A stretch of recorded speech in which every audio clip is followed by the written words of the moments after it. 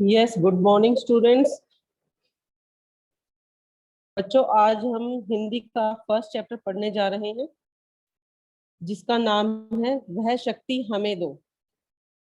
यह एक कविता है और इस कविता के कवि का नाम है मुरारी लाल शर्मा। इनका एक उपनाम भी है, जिसे इन्हें देशबंधु के नाम से भी जानते हैं। प्यारे बच्चों, इस कविता में हम भगवान से प्रार्थना कर रहे हैं। यानी कि हम कभी भी कहीं पर भी जाते हैं तो हम भगवान से कुछ ना कुछ प्रार्थना करते हैं। यानी कि जो भी धार्मिक स्थल हमारे होते हैं, उन धार्मिक स्थलों पर हम जाकर भगवान से प्रार्थना करते हैं। और हम इस कविता में यही बात सीख रहे हैं कि हम भगवान से प्रार्थना क्यों करते हैं, भगवान से प्रार्थना क्यों करते हैं, उसके बारे में ही बताया गया है। इसमें कुछ बातें दी गई है। सबसे पहले बातों में दिया गया है हम धार्मिक स्थलों पर क्यों जाते हैं। ध्यान से देखिए, हम धार्मिक स्थलों पर क्यों जाते हैं और हम प्रार्थना क्यों करते हैं। इसके बाद देखिए, यानी कि इसमें क्या बताया गया है, प्रार्थना मनुष्य को श्रेष्ठ बनाती है। श्रेष्ठ यानी कि हम एक बहुत अच्छे व्यक्ति बन जाते हैं। भगवान का नाम लेकर हम जब भी किसी कार्य को शुरू करते हैं तो हमें यह लगता है कि यह कार्य बहुत अच्छी तरह से हो रहा है। इसके कारण मनुष्य में दया, ममता, परोपकार, अहिंसा और सहयोग, ये सारे गुण अपने आप ही आ जाते हैं। यानी कि सब बातें हमारे अंदर विकसित हो जाती हैं। हम इन सब बातों का ध्यान रखने लगते हैं। यस, सबसे पहले इस कविता में सबसे पहला पैराग्राफ देखिए,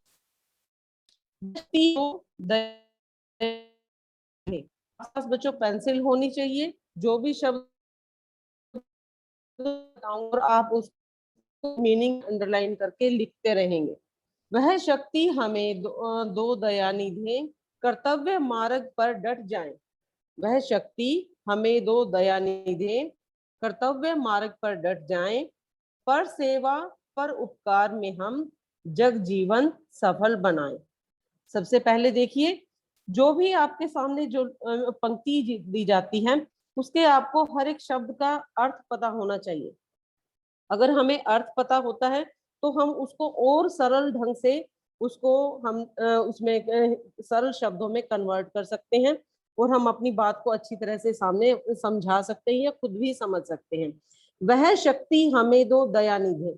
दयानिधे यानी कि भगवान जी, यानी कि ईश्वर को यह कहा गया है कि हे प्रभु, हमें ऐसी शक्ति प्रदान कीजिए, कर्तव्य मार्ग पर डट जाएं। कर्तव्य यानी कि जो भी आपने हमें हमारे जीवन में कार्य दिए हैं, मार्ग यानी कि रास्ता, उस रास्ते पर डट जाएं। डट जाने का मतलब होता है अड़ जाएं, यानी कि हम उस पर स्थिर रहें।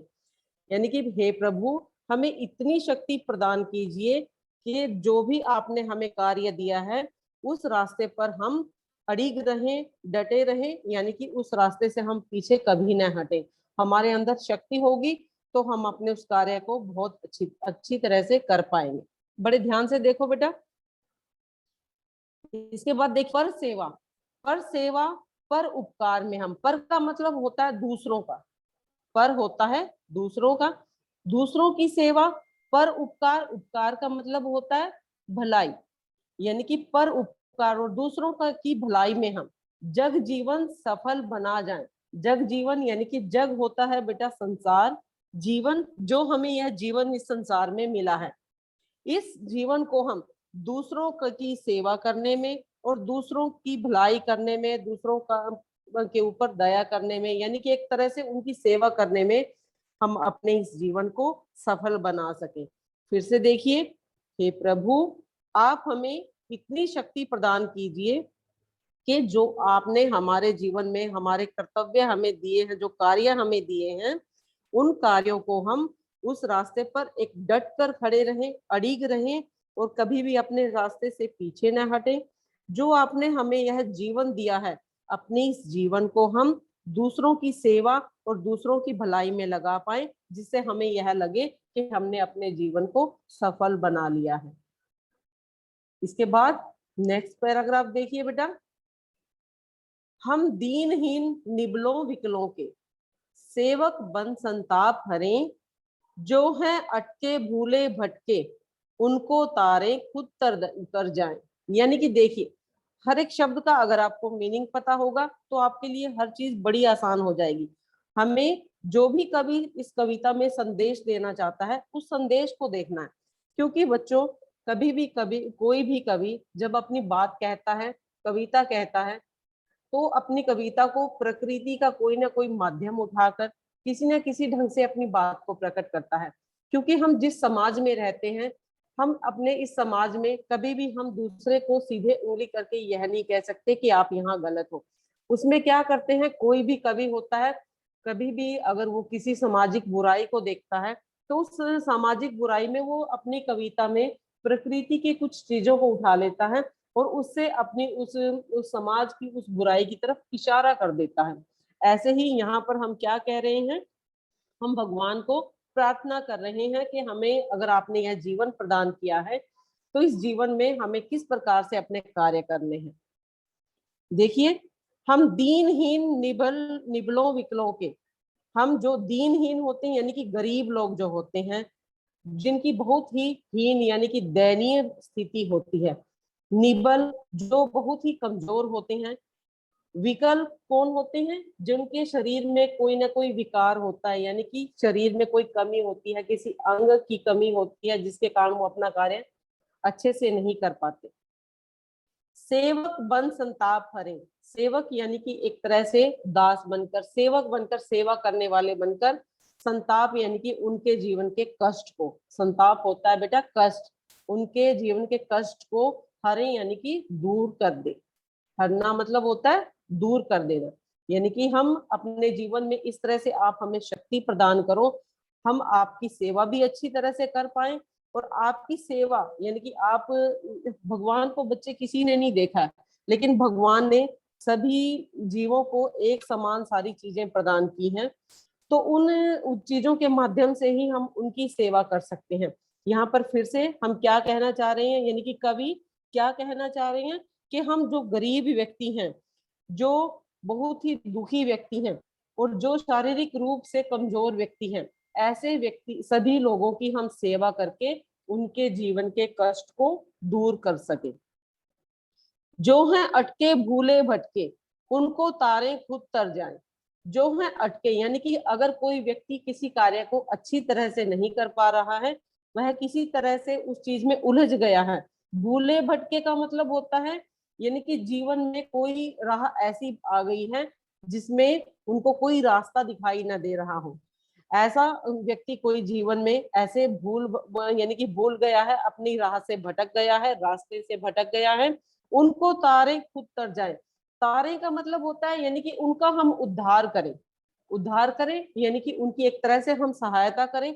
और अगर हम दूसरों की सहायता करेंगे तो खुद तर जाएं का मतलब यानी कि हम खुद भी, भगवान ने जो एक तरह से इस संसार रूपी सागर में हमें डाला है, इस संसार रूपी सागर से हम खुद भी अपने आप को तैरकर निकाल लेंगे। यानी कि जैसे हम दूसरों का भला करेंगे, भगवान हमारे ऊपर अपनी दया दृष्टि हमेशा रखेंगे। बड़े ध्यान से देखें बेटा, जब शब्द के मीनिंग मैं आपको बता रही हूँ, उनको अंडरलाइन करके उनको लिखते नहीं, ताकि आपके लिए बहुत इजी हो जाए ये सब।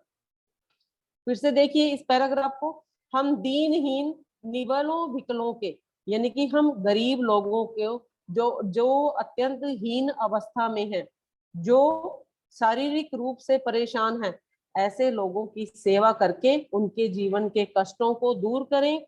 जो है अटके भूले भटके, जो व्यक्ति अपने जीवन में किसी न किसी तरह से किसी कार्य में अटक गया है, अटक जाना यानी कि फंस जाना, कोई कार्य अच्छी तरह से ना कर पाना, और कोई अपने रास्ते से भटक गया है, तो ऐसे लोगों की हम सहायता करें, और जिससे उनकी सहायता करने में हम उनका भी उद्धार कर सकते हैं। और अगर हम उनका उद्धार करेंगे तो खुद यानी कि स्वयं हम अपना भी उद्धार कर पाएंगे, हम भी इस संसार रूपी सागर से तैरकर निकल जाएंगे। नेक्स्ट पैराग्राफ देखिए बेटा, छल दंभ, छल दंभ द्वेष पाखंड झूठ, छल दंभ द्वेष पाखंड झूठ, अन्याय से निशिदिन दूर रहें, जीवन हो शुद्ध सरल अपना, सूची सूची प्रेम सुधा रस बरसाएं। देखिए, छल होता है किसी के साथ छल कपट करना यानी कि धोखा देना। दंभ, द्वेष, पाखंड, झूठ, ये सब क्या बातें कही गई हैं? दंभ, द्वेष होता है झगड़ा, पाखंड होता है फिर से किसी को यानी कि झूठी बातों में फंसाना, दंभ हो गया घमंड करना, झूठ यानी कि फिर से मैं बता रही हूँ यानी कि पाखंड यानी कि किसी को झूठ बोलना।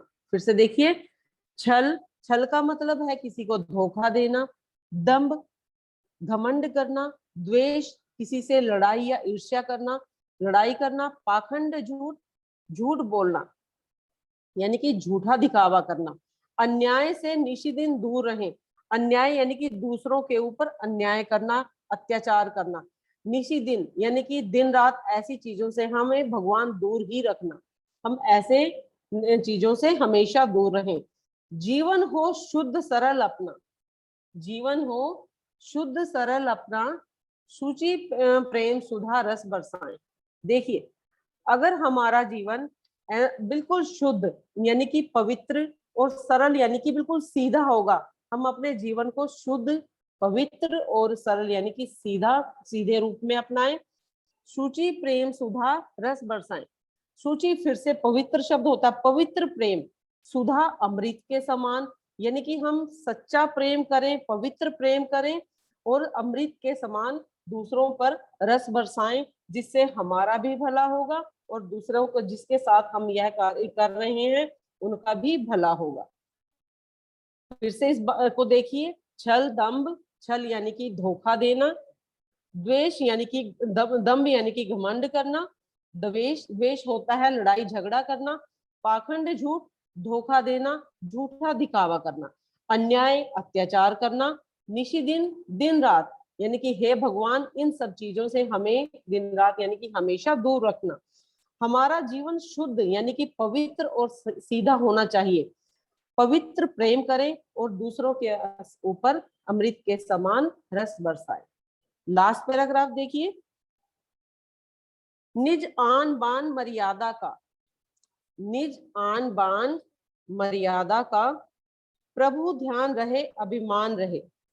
फिर से देखिए, निज आन बान मर्यादा का, प्रभु ध्यान रहे अभिमान रहे, जिस देश जाति में जन्म लिया बलिदान उसी पर हो जाए। यानी कि फिर से देखिए क्या कहा गया है इसमें, हे प्रभु निज आन बान, निज होता है अपना, अपनी आन बान यानी कि अपनी मर्यादा की, अपनी इज्जत की हम हर तरह से रक्षा कर पाए, प्रभु ध्यान रहे अभिमान रहे। हे प्रभु हमें हर चीज का ध्यान रहे यानी कि हम अपने सम्मान को, आत्म सम्मान को भी बनाए रख पाए। जिस देश जाति में जन्म लिया, हम हे प्रभु हमने जिस जगह पर, जिस देश में, जिस जाति में हमने जन्म लिया है उस बलिदान उसी पर हो जाए। हे प्रभु आप हमें इतनी शक्ति प्रदान करना कि हम उस पर अपने आप को न्यौछावर कर दें, बलिदान कर दें, जिससे हमें यह लगे कि हमने अपने जीवन में ऐसा कार्य किया है जिससे हमारी देश और जाति दोनों का ही सम्मान बढ़ा है, जिससे हमें यानी कि फिर से एक बार देखिए इस कविता में क्या कहा गया है, ध्यान से सुनिए बेटा सभी। वह शक्ति हमें दो, इसके कवि का नाम है मुरारी लाल शर्मा और इनका उपनाम है देशबंधु। इस कविता में मेन बात क्या कही गई है, ध्यान से सुनिए। प्रार्थना में कवि उन गुणों को अपनाने की प्रेरणा दे रही हैं, यानी कि इस कविता में एक क्या कह रहे हैं, उन गुणों को अपनाने की प्रेरणा दे रहे हैं जो मानव मात्र का कल्याण कर सके, यानी कि जिसने भी इस पृथ्वी पर जन्म लिया है उन सभी का हम कल्याण कर सके। वे परोपकार और अपने कर्तव्यों का पालन करके अपने जीवन को सफल बनाना चाहते हैं, यानी कि कवि क्या कहना चाहते हैं कि हम अपने जीवन को दूसरों की भलाई, दूसरों पर दया करके, परोपकार करके, भला करके हम अपने जीवन को सफल बना पाए। दीन दुखियों की यानी कि गरीब लोगों की, और जो शारीरिक और मानसिक रूप से निर्बल लोग हैं यानी कि जो दुखी व्यक्ति हैं, ऐसे लोगों के दुख को दूर कर सके, उन्हें सुख प्रदान कर सके। ध्यान से सुनो बेटा, ये कविता का सार है, यानी कि एक तरह से हम इस पूरी कविता का एक निचोड़ हम सुन रहे हैं। वे अवगुणों से दूर रहकर अपने जीवन को शुद्ध और सरल बनाना चाहते हैं। यानी कि हे भगवान, अगर आपने हमें यह जीवन दिया है तो हम सभी प्रकार के अवगुणों से दूर रहकर अपने जीवन को सफल और सरल बना सके। वे अपनी जन्म भूमि पर अपने प्राणों को भी न्यौछावर कर देना चाहते हैं, ताकि हमें यह लगे कि हमने इस धरती पर जन्म लेकर अपने जीवन को सफल बना लिया है। आशा करती हूँ आप सभी को यह कविता अच्छी तरह से समझ आ गई होगी। आप सभी बच्चे इस कविता को बार बार पढ़ेंगे और इसके जो शब्द, जैसे मैंने इसको हर एक लाइन को सरल शब्दों में कन्वर्ट किया है, ऐसे ही आप करने की कोशिश करेंगे, जिससे आपको यह कविता बड़ी अच्छी तरह से समझ आ जाएगी। और इसके जो वर्ड मीनिंग है वह याद करें और बैक एक्सरसाइज को एक बार फाइंड आउट करेंगे। अभी मैं आप सभी से कुछ क्वेश्चन पूछ रही हूँ,